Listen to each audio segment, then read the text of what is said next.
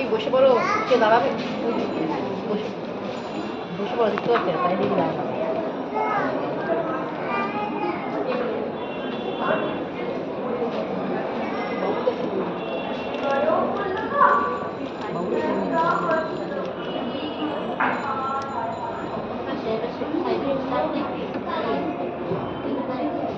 গ্রামের একদম উত্তর দিক অর্থাৎ বর্তমানে বালিখাল সংলগ্ন বিকলপাড়ার অঞ্চলটি ছিল উঁচু নিচু জমি, বাঁশবন, বেলবন, ঘন আগাছা, বন জঙ্গল ও নিচু নিচু জলাতে পরিপূর্ণ।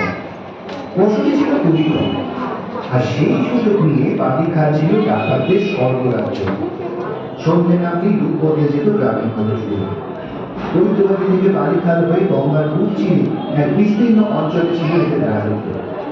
টাকার দলের সরকার ছিল রত্না টাকা, ওরফে রত্না পাখি। টাকাটি করে রম্পা মানে বাঁশের লম্বা দুজোড়া লাঠির সাহায্যে ঝড়ের নদীকে গা রাখতে পারত বলে এইরূপ নামকরণ হয়েছিল তার।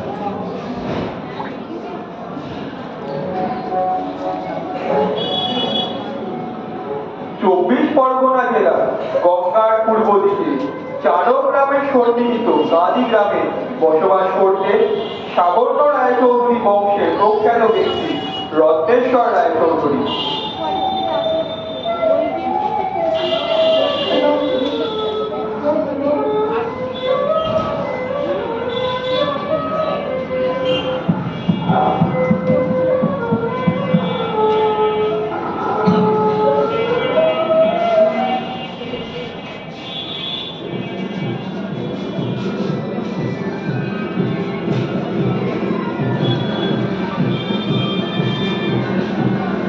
গাদি গ্রাম থেকে প্রত্যহ প্রভাতে তিনি পরিবার বর্গ সহ পালকি যোগে চালকে এসে গঙ্গা স্নান ও পূজাপাঠ সেরে ফিরে ফিরতেন।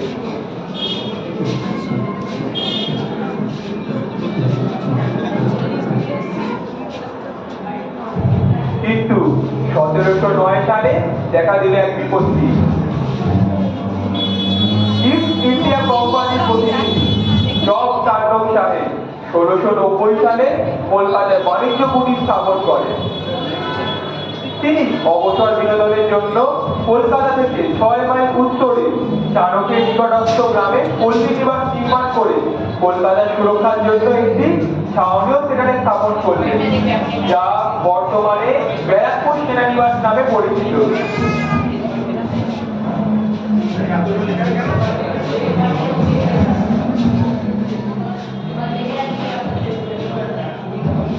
রত্নেশ্বরের বাসস্থানের কাছে এই রক্ষীদের বসবাস তার কাছে বাঞ্ছনীয় ছিল না, তাই এর প্রতিকারের জন্য তিনি গান্ধী গ্রাম ত্যাগের সংকল্প নেন।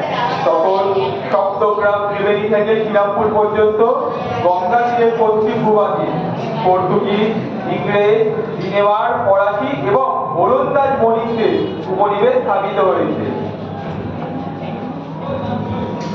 এই জন্য এদিকে দৃষ্টি নিক্ষেপ না করে তিনি বালিগ্রামের দিকে সন্ধান করতে লাগলেন এবং বালির উত্তর অংশকে তার ভবিষ্যৎ বংশধরদের উপযোগী করার কথা চিন্তা করলেন।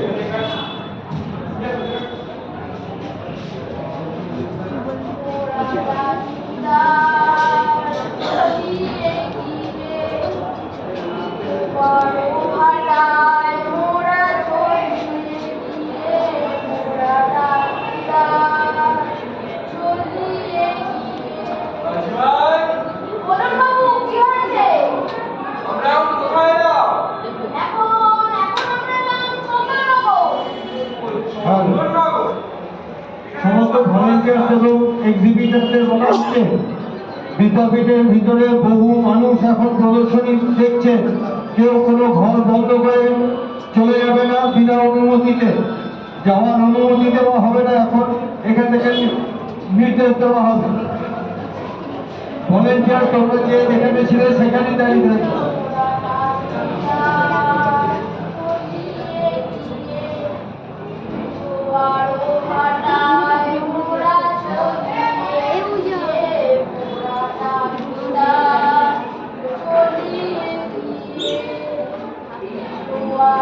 ঈশানমত ক্লাস 8 বি সেকশন, তুমি মেন গেটে চলে এসো। তোমার সঙ্গে যারা প্রদর্শনী দেখাচ্ছে তারা তোমার জন্য অপেক্ষা করছে। কৃষক দপ্তর ক্লাস 8 বি সেকশন, তুমি মেন গেটে চলে এসো। ও শ্রীরামপুর, এখানে তো আমার মিশনারিরা আছে না। চল চলে গিয়ে চল। ঠিক আছে বাবু। মোরাটা তার চলিয়ে গিয়ে তোমার ভাটায় মোরা চলিয়ে গিয়ে মোরাটা তার চলিয়ে গিয়ে মোরাটা তার চলিয়ে গিয়ে মোরাটা আমরা এখন কোথায় এলাম? আগে বাবু এখন আমরা না বাড়ির ওপর পাড়া। মোটর পাড়া বলিস তোর বাপের জন্মের নামই শুনলাম না।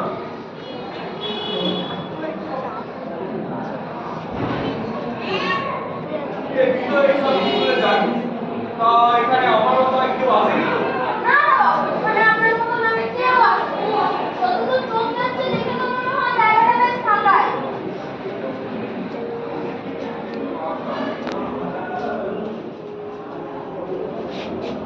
চল চল বাড়ি নিয়ে চল। মোরাটা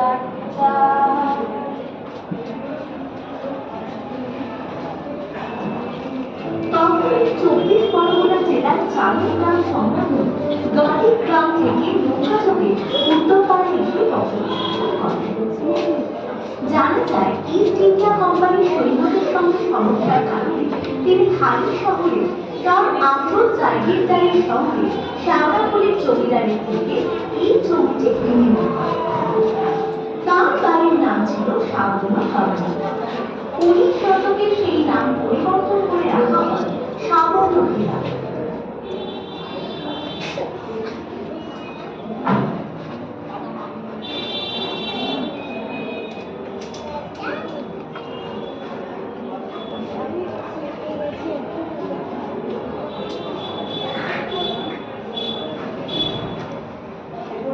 নমস্কার শ্রীরামপুরীরা, নমস্কার। নিশ্চয় বাবু, নমস্কার। আপনার সব কুশল মঙ্গল তো? আপাতত আমার তো সব কুশলই চলছে। আপনি বলুন। আমার সব কুশল মঙ্গলে চলছে। আপনি আমারই আছেন কেন? শুনুন। না বসবো না, আজকে বড় তাড়া পড়ে আছে কিনা। না বলছিলাম কি, বলছিলাম আমার কাছে এই গাঁধী গ্রামের দায়িত্বভারটা নেওয়াও অনেক কষ্টকর হয়ে পড়ছে। আর এদিকে আপনার মানে উত্তরাম ওই জায়গায় কি বলেন যেন আপনি, সেই হ্যাঁ ওতরপা, সেটাকে আপনি নিজের দখলে আনবেন। আর বিনিময়ে এই গাঁধী গ্রামের দায়িত্ব আমি আপনার হাতে করতে দিতে পারে। আমি ঈশ্বরকে দিচ্ছি, এটাই আপনার এই দায়িত্ব আমি দিলাম। উত্তরপাড়া ব্যাপারটা ভেবে দেখুন। আমি কিন্তু আপনার থেকে ইতিবাচক আশাই রাখছি।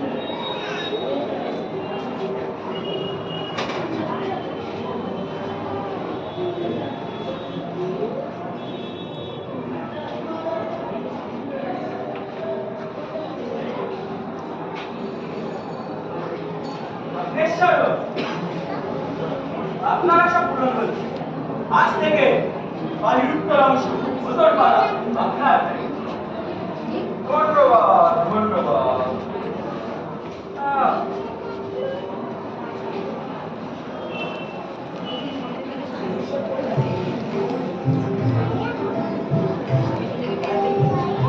এরপর গাঁধীগ্রাম থেকে রত্নেশ্বর রায় উত্তরপাড়ায় এসে স্থায়ীভাবে বসবাসের বন্দোবস্ত শুরু করেন। শুরু হলো স্থায়ীভাবে বসবাস। রত্নেশ্বর রায় চৌধুরী, পুত্র রামজীবন রায় চৌধুরী, পুত্র মধুসূদন রায় চৌধুরী এবং তার পুত্র গঙ্গারাম রায় চৌধুরীর দুই পুত্র রামনারায়ণ রায় চৌধুরী এবং রামহরি রায় চৌধুরী। এইভাবে বংশ পরম্পরায় বসবাসের ফলে বাড়ির উত্তরপল্লী নিজস্ব পরিচয় ভাস্কর হয়ে ওঠে উত্তরপাড়া নামক জনপদে। উল্লেখ্য যে 1843 সালে হাওড়া ও হুগলি পৃথক জেলা রূপে গণ্য হলে বালিগ্রাম হাওড়ায় এবং উত্তরপাড়া হুগলি জেলাভুক্ত হয়।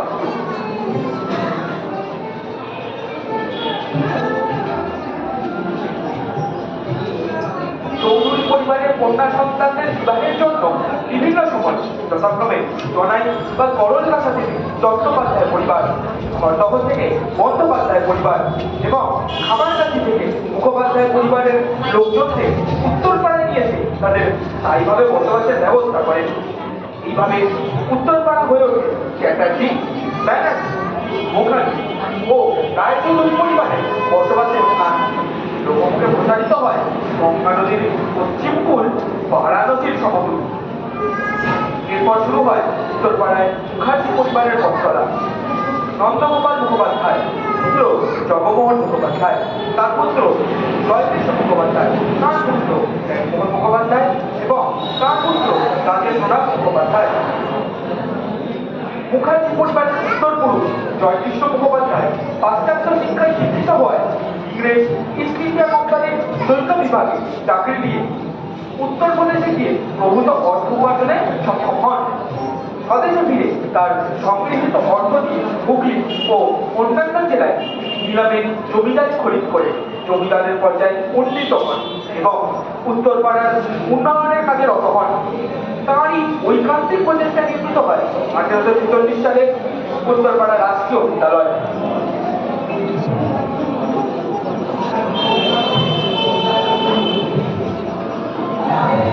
এই বিদ্যালয়ে প্রধান শিক্ষকের দায়িত্বভার গ্রহণ করেন নব্যবঙ্গ গোষ্ঠীর অন্যতম সদস্য রামচন্দ্র লাহিড়ী 1852 থেকে 1856 খ্রিস্টাব্দ পর্যন্ত।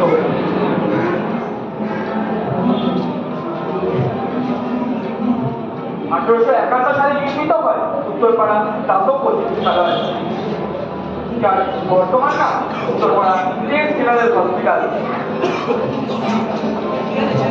1853 সালে নির্মিত হয় উত্তরপাড়া মিউনিসিপ্যালিটি।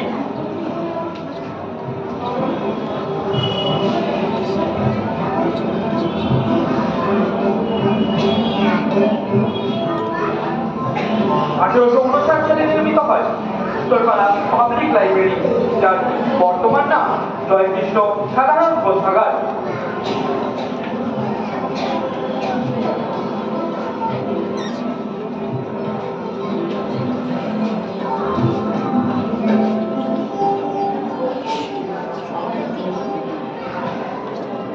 এইখানেই শেষ জীবন অতিবাহিত করেছেন মাইকেল মধুসূদন দত্ত মহাশয়। 1887 সালে নির্মিত হয় উত্তরপাড়া কলেজ, যার বর্তমান নাম উত্তরপাড়া প্যারিমোহন কলেজ।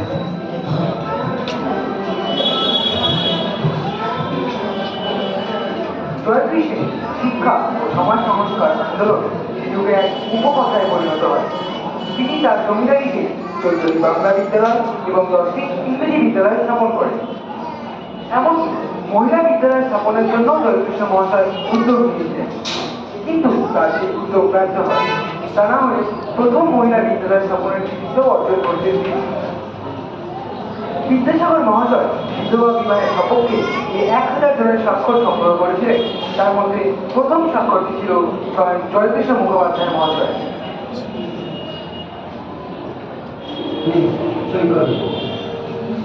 আমি প্রথম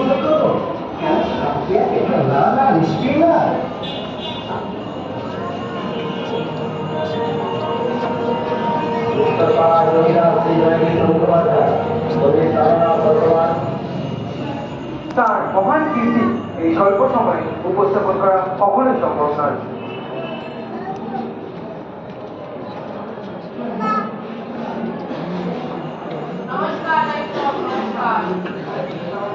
নমস্কার।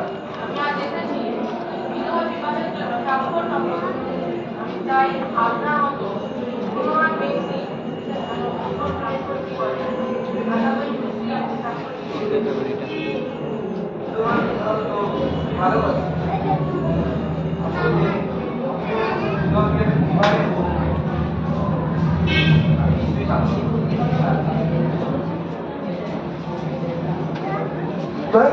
মধ্যম উদ্যোগীদের প্যারিমোহন মুখোপাধ্যায়, তিনিও তার পিতার যোগ্য উত্তরাধিকারী। তার অন্যতম অবদান হল উত্তরপাড়ার রেল স্টেশন নির্মাণের সহায়তা এবং 1916 খ্রিস্টাব্দে উত্তরপাড়া থানা প্রতিষ্ঠা। শিকাগো ধর্ম মহাসম্মেলন থেকে প্রত্যাগত স্বামী বিবেকানন্দের কলকাতা সংবর্ধনা সভায় মুখ্য বক্তা ছিলেন ইত্যাদি মহোদয়।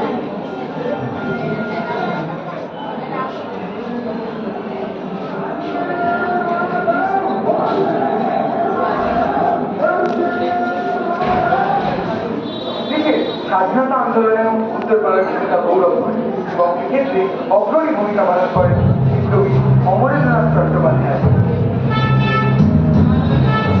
তার মাধ্যমে সুরেন্দ্রনাথ বন্দ্যোপাধ্যায়, বিপিন চন্দ্র পাল, ঋষি অরবিন্দ, বাঙালি প্রমুখ নেতৃবৃন্দের সঙ্গে উত্তরপাড়ার প্রত্যক্ষ সংযোগ ঘটে। প্যারিমোহনের জ্যেষ্ঠ পুত্র রাজেন্দ্রনাথ, যিনি কৃষি বাবু নামে পরিচিত, স্বাধীনতা আন্দোলনেও তার অবদান চিরস্মরণীয়। যুগান্তর দল এছাড়াও কিংস ফোর্সকে হত্যার জন্য বিহারের মুজফ্ফরপুরে দুজনকে পাঠিয়েছিলেন ক্ষুদিরাম এবং প্রফুল্ল চাকী। তাদের পথ খরচের জন্য ৩০০ টাকা বাবু অমরেন্দ্রনাথের হাতে তুলে দেন।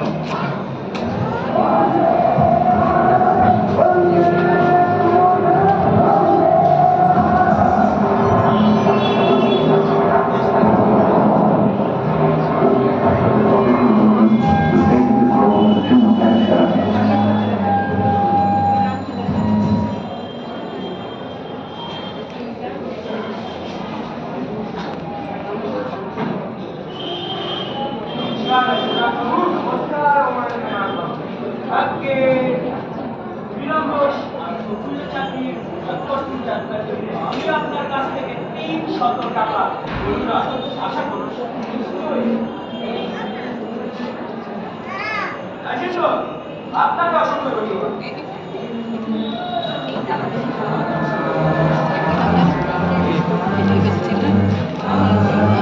স্বাধীনতা আন্দোলনে উত্তরপাড়ার নারী সমাজও পিছিয়ে ছিল না।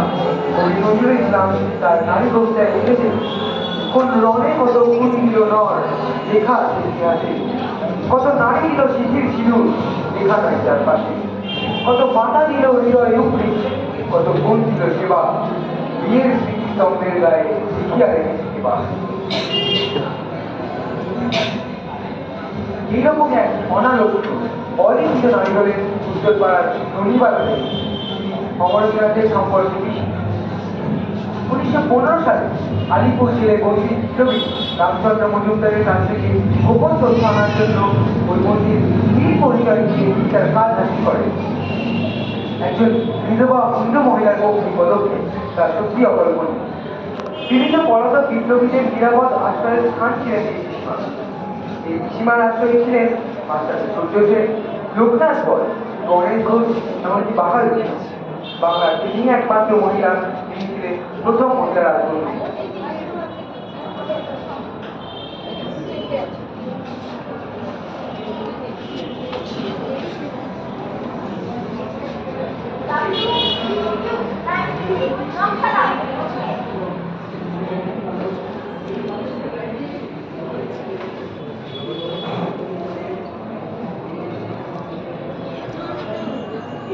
টানা ২১ দিন অনশন করেছিলেন। অনশন চলাকালে বাগবাজারে সারদা মার কাছে তাকে রাখা হয়। অনশন ভঙ্গ করবে বলে আবেদন পত্র তিনি পাঠান,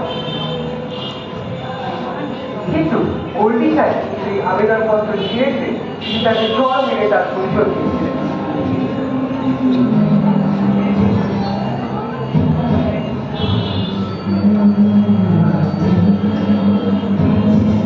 খেলাধুলার ক্ষেত্রে জাতীয়তাবাদের প্রথম স্ফুরণ ঘটেছিল ফুটবল খেলার মাধ্যমে। বাঙালির সেরা খেলা ফুটবলে মোহনবাগান ক্লাব ১৯১১ খ্রিস্টাব্দে ব্রিটিশদের পরাজিত করে যে আইএফএ লিগ জিতে নেয়, তারা অগ্রণী ছিলেন এই উত্তরপাড়ারই গর্বের সন্তান মনমোহন মুখোপাধ্যায়।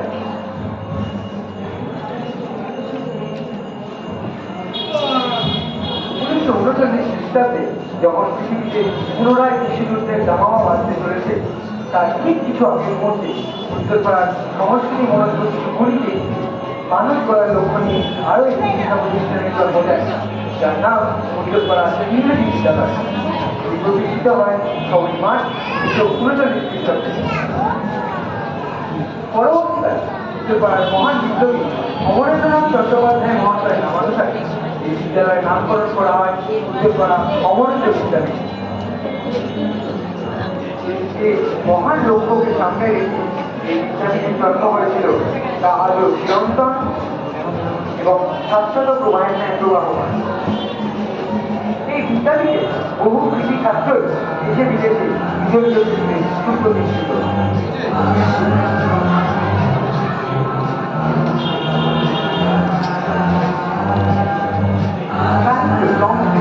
বিজ্ঞান প্রযুক্তি এবং শিল্পকলা সকল ক্ষেত্রে উৎকর্ষের ধারায় সংযুক্ত হয়েছে। চন্দ্রযান্ত্রিক অভিযানের সাফল্যের অন্যতম মাথায় প্রযুক্তি গ্রহণ করে আমার নাম উত্তরপাড়ার কৃষি সন্তান।